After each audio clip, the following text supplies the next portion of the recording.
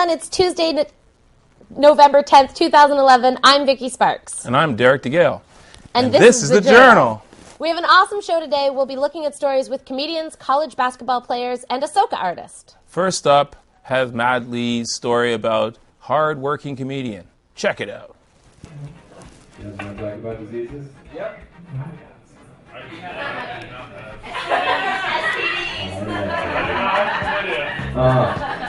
Oh, you like that, girl?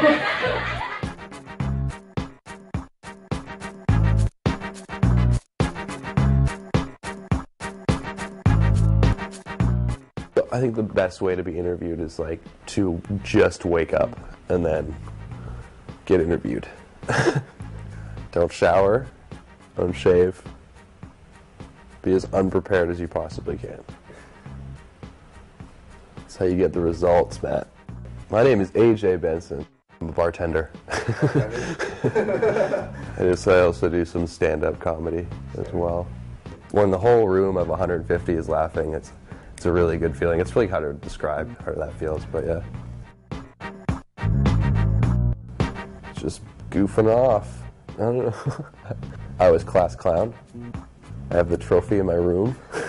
It's a true fact. I don't know, I guess I've always been kind of funny and liked making people laugh, and people did tell me to do stand-up for a long time, so I moved downtown, actually. I went to school for theater performance, and that's like acting and stuff, and that's something I'm also interested in doing, and as well as writing and stuff. But I saw a guy I went to school with, Jeff Mendelson. He did stand-up comedy this one time at Yuck Yucks, and he's not a funny guy. Like, he's funny, but not in a stand-up comedy way. He's funny, like, you can talk to him and be like, it's funny. But he's not like a stand-up comedian, very awkward on stage. And so he did stand-up at Yucks, and I went to see him, and it was horrible. But as I was watching the show, I was like, watching some of the comedians, I'm like, I could do this. Like, I'm funnier than half these guys. I went up a couple weeks later, and just been doing that ever since.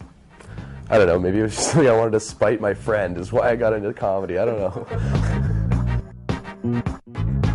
Hopefully a writing career is where I'd like it to go, or acting or anything, because like, there's only so many comedians that make a living doing comedy. It's like solely that. Usually they'll go into acting or they'll go into writing.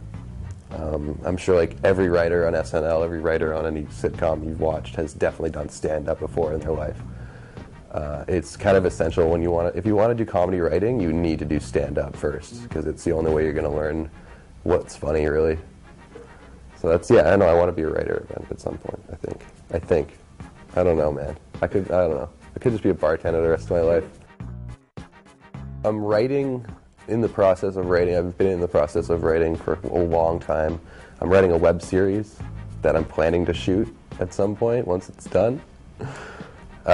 So just producing your own stuff, really, and then hopefully that leads somewhere. You really just have to keep doing it, I think. That's really my approach. It's just do stuff and see what happens. But no, I've been writing web series for a long time, and I'm just trying to get it finished, and hopefully in the spring start shooting it and have that on the internet, which is a great venue for comedians and writers alike. Oh yeah, starting on the 5th, so the first Sunday of next month, I'm running a show, my own show, once a month at Last Temptation in Kensington Market. That came together actually. I was actually approached to do it. Like, I didn't even ask to do it. And like, I worked there as a bartender, and then they know I do comedy. And everybody that works there, because it's the market, Kensington Market's a really eclectic area, so everybody that works there has their own little thing. It's good that there's other people working on this too, so I don't have to like do everything. I just have to make the material. I have to make a flyer, and I have to promote it on Facebook, and I have to book 3 headlining comedians and just promote it. Just hopefully enough people will show up for the open mic that it's not a big bust. Because we aren't going to promote it inside the restaurant, so I'm not really worried about having an audience there. I'm really more worried about having enough comics. Do dudes do that? Do they go, girl? Or is that, I know you do, yeah. You do that to me. Girl, let's get a beer.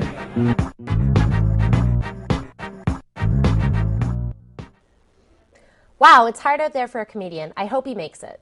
Very true. It definitely takes a lot of determination let's take a look at Andrew Moussa's story about inspiring basketball players called Michigan's Phenom.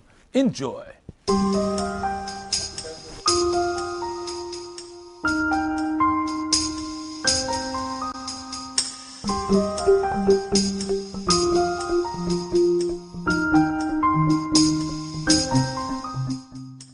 I'm Nick Stauskas. I'm 18 years old, and I currently go to school in Boston at St. Mark's School. I've been playing basketball since I was 7 years old, and ever since then I kind of had a passion for the game, and over the years, just my love for the game just kept growing and growing. I first met Nick Stauskas when he was in grade 5. I think he is just about to turn 9, and he came to the practice. And he was this skinny little white kid who weighed around 40 pounds. But you could see the passion in his eyes and the desire. And he was the smallest kid amongst relative giants to him. But I saw that he had something special. And I remember at the end of the practice, I came up to Coach Wells and I asked him, and I said, I mean, do you think I'm good enough to play here? Will I make the team? And I said, are you serious? Nick is one of the best players on that team. He has that special thing that you don't see very often. No one had as much confidence in me as he did. And he was always telling me that he thought I could be really great. And he was kind of one of those people who just made me keep working on my game. And throughout the years, he stuck with me, I stuck with him, and it was just a relationship that really benefited the both of us. One of the things that a lot of people have asked is how does Nick get motivated to work on his game? What did you do to motivate him? And I always tell everybody that I didn't motivate him at all. He was very self-motivating. I think the thing that's going to make me better than a lot of people is the fact that every time I had a low moment, I was back here in the backyard. I would just start working on my game more. I would just get up shots, get ball handling in, anything I could possibly do to get better. And that's really all it was my work ethic. The first time that we noticed how self-motivating he was when he was about 9 or 10 years old. And in the middle of the winter, it was -10 or worse. There was a good 6 inches of snow on the driveway. And he gets the shovel, he shovels the driveway, and he starts shooting and putting up shots, 500 to 1,000. And this just happened week after week, month after month, and weeks and months turned into years. We would have the most intense games in the backyard, you know. I'd win a couple, he'd win a couple, and we'd both get really upset when we lose. And, you know, last game, no, it's not last game, we're going to keep playing until I win. But it would just go on forever and ever, and we'd be playing for hours in the winter, you know, -20 outside. For him, practice wasn't practice. Practice was fun. Do I want to sit and watch TV? No. I want to go outside and put up some shots. My handles aren't good enough. I want it to be so it's like it's on a string. Nick just wanted it more than anyone else. He worked really hard. He was always the last one in shooting. He always took his shots on his own time. And as a result, Nick was one of the best shooters I had ever seen. All of that time and dedication has really paid off. Obviously, a lot of college coaches saw him and wanted him. A number of schools look at me, a lot of schools sending me letters, calling me and stuff. And it really came down to 4 schools, and that was Michigan, Kansas, Wake Forest, and Iowa State. And I was sitting with my high school coach, David Lubick, and basically he asked me why not Michigan. And when I really thought about it, there weren't any reasons why not to go to Michigan. I'm really happy with Nicholas's decision to go to Michigan. You know, they love to shoot, and that's what Nicholas can do. He's the best in Canada at that. He picked a good school because Wolverines and Fab Five, my favorite team of all time. And Nick will start the new Fab Five, I hope. And I think he'll do really well before he sets himself up for his pro career. It's been quite the long road, and we've had a ton of fun. And the next step, Michigan. His entire life he's had the drive and determination to succeed and keep getting better, and it's definitely going to continue. He's going to continue to do that in Michigan. Michigan coaches think that he has a professional career ahead of him. No, this probably proves that one day he'll make the NBA, which I believe very much so. the only thing that's going to stop him is himself. At the end of the day, I'm still hungry, and Michigan is just another step in the road of achieving my dream of playing basketball in the NBA.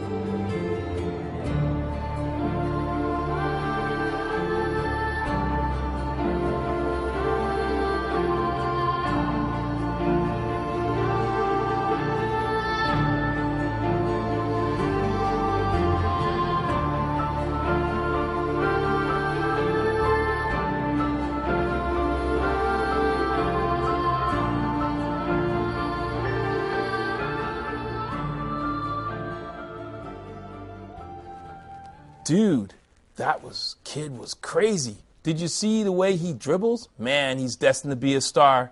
Hopefully, the NBA won't be locked out for too long. Right. I'm sure the lockout won't affect him since he's still in college, Deryck.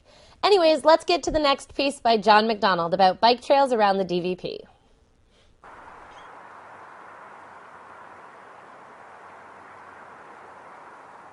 A big part of it is there's a lot of people that use the trails. There's people walking their dogs, running, taking their kids out for a walk. There's mountain bikers. There's ones that use just the easier trails. Then there's us that use the more difficult ones. And nobody, as far as I can tell, there's not really any one person, any responsibility for all the trails. Once in a while, one of the bike groups gets in the IMBA, International Mountain Biking Association, and they help set up, do trail work, make the trails more sustainable. So they just last and last. I think apart from that, there's a bunch of us that come in here as individuals and just do what we can, what we see we can. Like always with me, I've got a small fold-out saw for cutting down trees that fall into the way. But if it's 6 inches or bigger, I don't bother. What I did is there was a 14-inch one on a trail that I went back and did twice. Took 2 times to finally get cut through it. Get out of the way, so now people can walk straight through instead of climbing over, ducking under. Mountain bikers can get by it. We did that today, so it's just working out really nice how it happens. Just happens to happen. Beyond that, a lot of people using the trails, and when I'm doing the work in that one trail, there's people that would talk to me, and oh yeah, we really appreciate what you did on this pathway you made across through this gully with all these logs, and then piling dirt on it, and then evening out the trail down and up from it. It just works out really good. They can walk it, not a problem. We as mountain bikers can ride it too. But it's when it's a known mountain biker area and the people are walking their dogs without a leash, everybody or nobody's at fault. So they all appreciate me talking to them and making their pathway better. I take my dogs and they just love it. My kids used to build ramps here and play all summer long. Never on the streets, they're always down in the valley, so it's a great place. I love it, and the pictures that I'm getting right now this time of year are just spectacular. Great views of the city as well, so I love it. It's very peaceful and a nice, tranquil place to come. That's all volunteers, people that come in that like to play there. They come in, they do the work, they pile the dirt, they set up the rocks, and they make it so that they themselves can ride it and use it, play on it. Have a bit of fun, some exercise. Well, it was a blank spot at one point, and I just kind of tried to figure out what we could fit into the area. So we started off with the first table line, and like the second table line was in the designs from the get-go, but just it's too much work to do in 1 year. So we did the first line, and the second year we did the second line. Third year we did the pump track. Fourth year we just kind of tweaked here. Like that I've known about it and heard about it, haven't found it until like this year, right? And it's been going on for the last 6, so yeah. They're really surprised when they come here and they're like, whoa. It's always good to get into it, just to get out riding, walking, doing work on the trails, meeting people, talking with other people, and seeing what they're doing, and just conversing, and then you get an idea that what I'm doing is important to more than just me. It's more like other people that use the trails.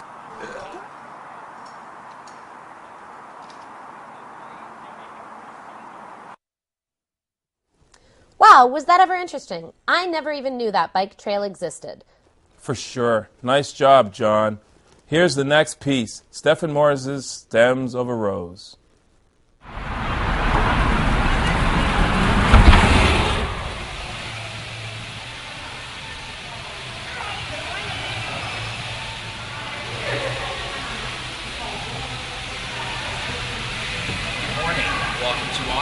My name is Carlos, and I'm the general manager of the Madison location. Come on in.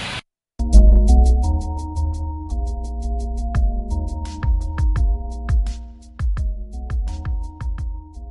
in the business for about 20 years altogether.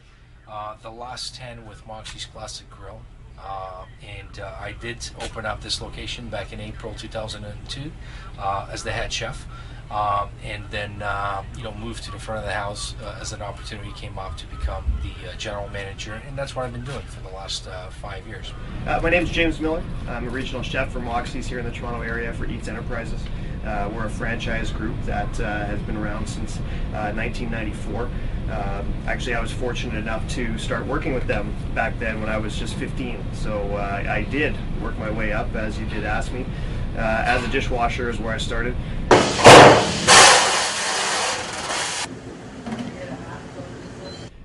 When it comes to the relationship between the front and the back, it might be perceived that the culinary team works maybe physically harder, although I would attest that there's a lot going on behind the scenes for the front of house team as well that maybe the guest wouldn't know. Like you said, people know Moxie's for the girls and the food, but there's a lot of hard work and effort that the front of house has to apply in order to create that environment. Free drinks, seafood, good people. Everyone's very friendly to each other, back of the house, front of the house, everyone. At this restaurant, we have great people. Contrary to what everyone else thinks, the turnover in this restaurant, this specific restaurant, is actually very low. All right, good night, guys. How are you guys all doing? Good. Well, I can go there. Yeah. You get to cook, you get to do your thing, you get to manage people. Contrary to what everyone else thinks, the turnover in this restaurant, this specific restaurant, is actually very low. We have a lot of veterans here, 5, 6, 7 years going on. I've been here 6 years myself.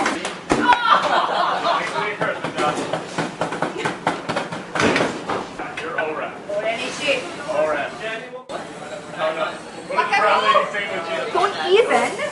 I had to back your head as you're giving lecture. No. That's what I told them because I didn't want you guys to get confused. Yeah. Because in the beginning, you do drinks, you don't know where they're going to be sitting. If they sit down, you have to rearrange all the seats, right? Let's wrap it. Get the feet. Do it again. Nice. Mi nombre no es Sarah, es Sara. Dilo bien, okay? There's about 8 girls in the kitchen right now, I think. There's about 15 people and then 8 girls. That's why our kitchen runs so good. If we didn't have so many girls, this kitchen would be nothing. Don't. If I could, yeah. Do I put it in a ramekin or do I put it on top? This is what we do at work.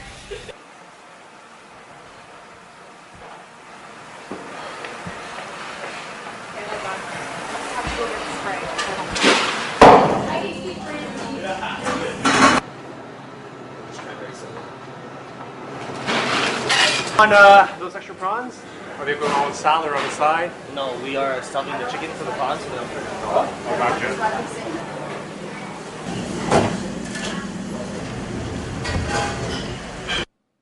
So the stem, you see, is symbolic of the kitchen staff, tough, rigid, and helps the petals blossom into beautiful, vibrant servers who are the face of the company. And what a face indeed.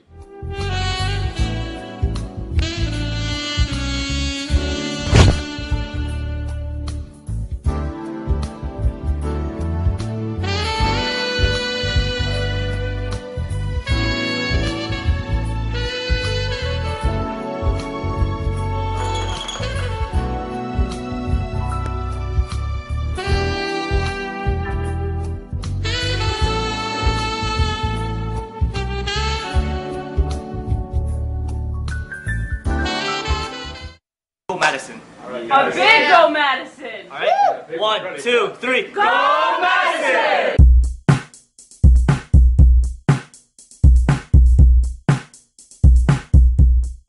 Are you ready?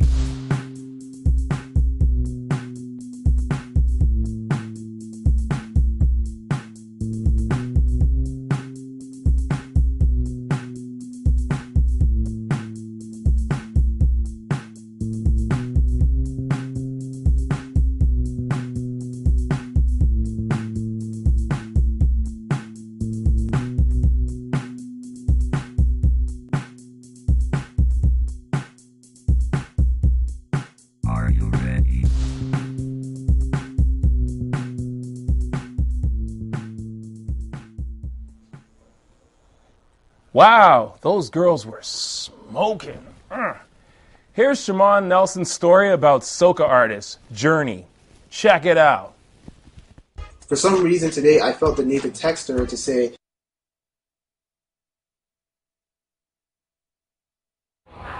right now we in Toronto. The Recallang from Trinidad. Ladies and gentlemen, you're looking at an upcoming soca artist performing for the third time in Toronto. Devon Martin, better known as Lyrical. For the next 5 minutes, you will see how he has experienced Toronto and the feedback he's gotten from his fans.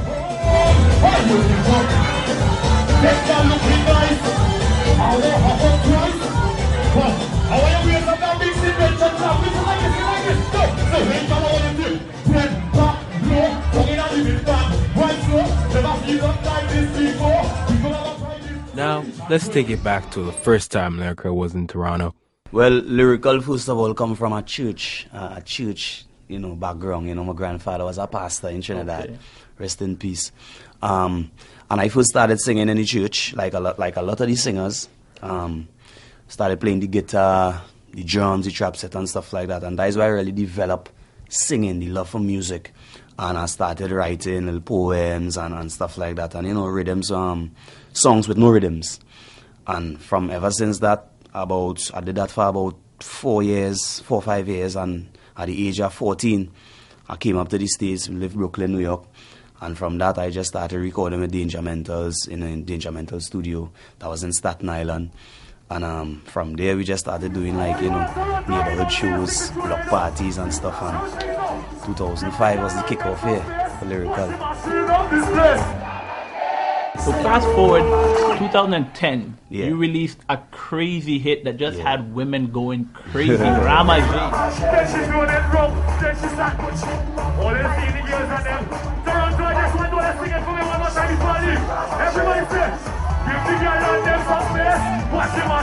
Where has Ramy taken you in terms of performing, traveling, that kind of stuff? Well, after that, it was the whole summer. So I went Houston, I went Boston, Washington, Miami, Orlando, couple other states where I have the carnivals. After that, now we went Trinidad, because after Miami is Trinidad Carnival. Yeah. And then we went Trinidad Carnival now, and I stayed for 2 months.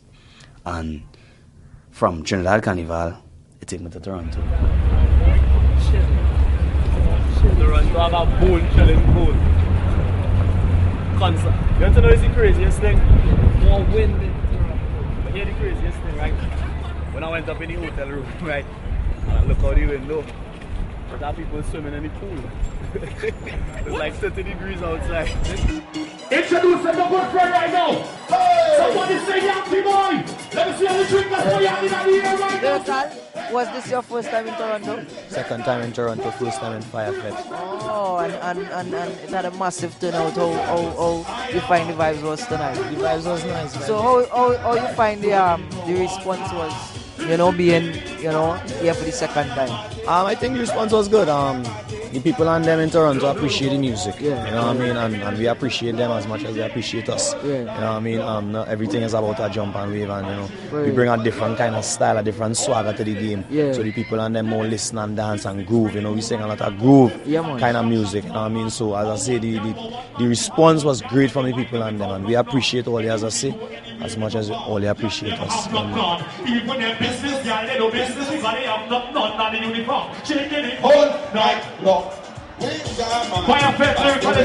I've been practicing this, but I want you here for this. Watch.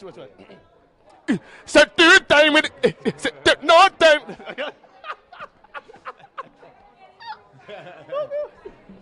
All I need to grow a rasp is the same melody. Yeah, the melody don't pack. But I don't know what the hell I say. But you ain't the lyrics. Y'all come wine with it. Don't make no style with it, because you too fine with it. You know the rest. Watch the guy there, time in it. You keep guiding it. So just put some pride in it. Let me all sing this part. Because them girl, 2 woman sandwich in one. We don't have time to hold y'all. We getting on in the session. I want want to say thank God for the health, the strength, the wisdom, the knowledge, the talent, and the ability to keep doing this on a daily basis, because this is not a 9 to 5, this is not a 8 to 4, this is not a 10 to 6, this is 24/7. You sleeping, we working in the night. And when you're up, we up too, right?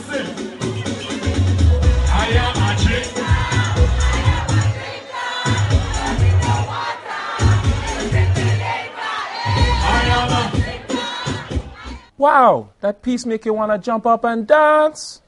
Moving on, here's one of our last stories by Stanley Patrao titled The Wet Bandits. Enjoy.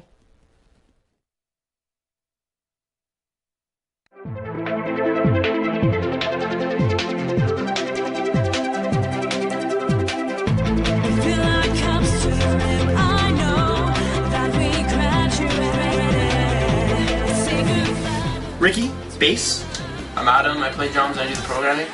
Bex, vocals. Oliver, vocals. Matt, I play guitar. And we are the Wet Bandits.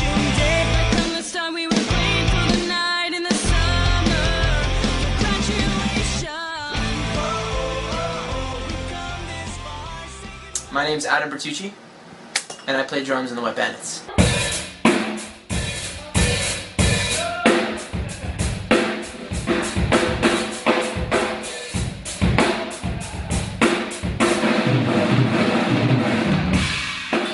Band for 1 year now. Started August 2010.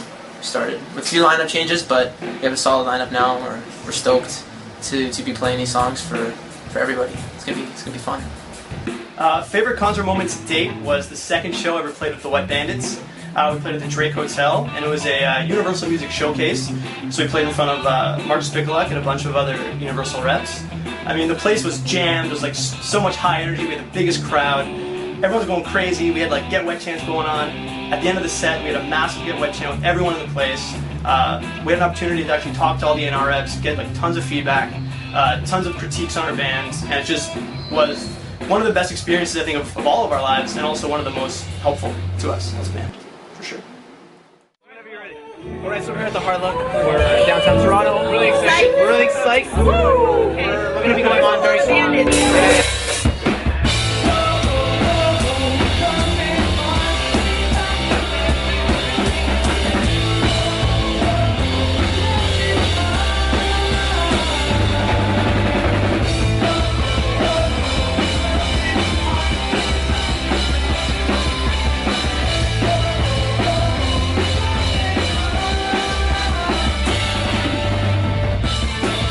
Rebecca, she really knows how to engage the crowd. She's getting better, and like we're starting to form more together. And like sometimes we'll be on stage nowadays, and it's like we just know what to do, and it's really good. We're getting to a point where it's just becoming really easy to work together. It's from the 80s.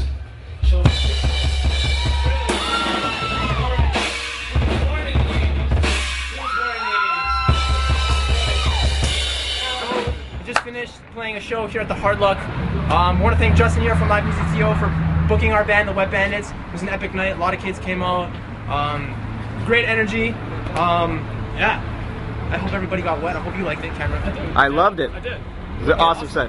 Thank you. Thank you so much. Now hug each other. Oh, yeah, I got hug. Okay. All right, Ricky here from the Wet Bandits. I'm here with the sixth member of the Wet Bandits, Jim. How's it going? Our sound guy. And first of all, I have to thank him for doing a kick-ass job on the soundboard. The show went great. Everyone in the audience was getting wet. Everything was crazy, high energy, and couldn't have asked for anything more. It's a great time. Great show, great show. Our big thing these days, it's, it doesn't matter if it's country, if it's dubstep, if it's metal, if it's pop.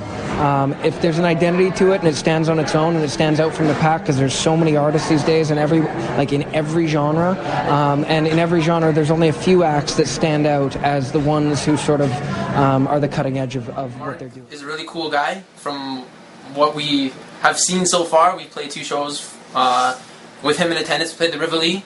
I think it was like sometime in the summer, and then we played in August for him again, and that was a lot of fun. A lot of people came out. It was packed, and yeah, it was a good time. And he had some interesting things to say. Recently signed to Back Row Records, and they are going to be doing a lot for us. You're going to be seeing a lot more of our band name everywhere. on like all our social media, on every social media site. You can see the Wet Bandits. You're going to be seeing it in your area. We're going to start playing some high schools, and we're going to take this band everywhere, and they're going to help us do that. So we're looking forward to that. It's going to be a really good time. Get wet, get wet, get wet, get wet, get wet.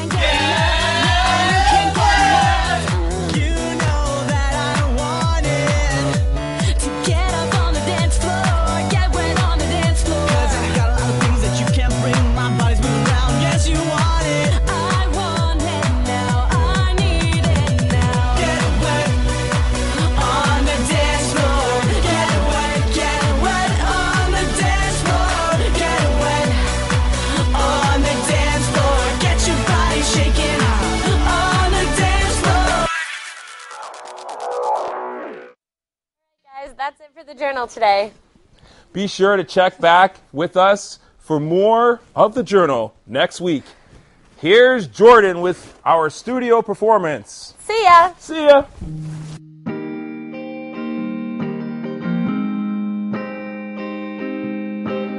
Waiting for the new moon to come.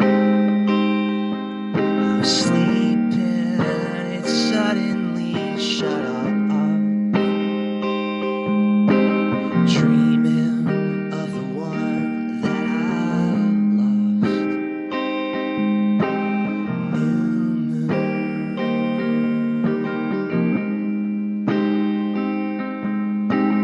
Hoping that a new moon will come. I was hoping, hopelessly alone. 'Cause I know there might be no one like you.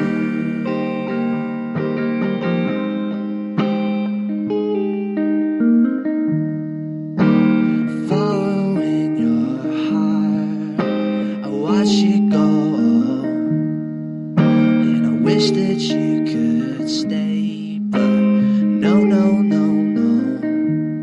And the sea, it's got me in its undertow,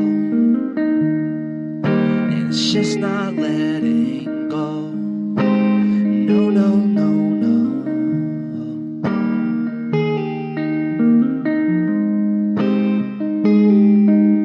Spending the night in my head, where the circle ends and begins.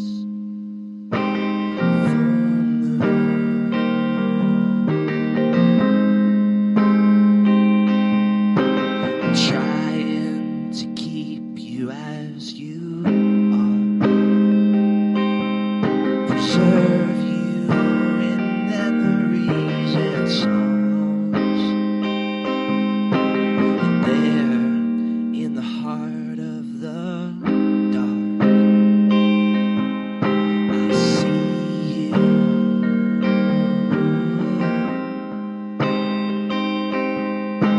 Spinning as the cycle carries on. I got dizzy and I fell from the top. Now I'm sleeping to make everything stop. Don't move.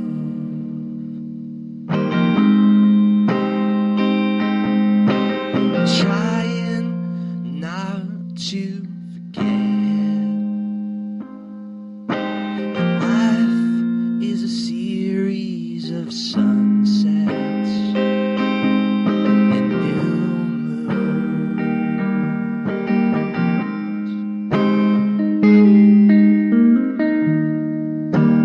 Following your heart, not my own. And you're leaving me behind here. No, no, no, no. Can we go back?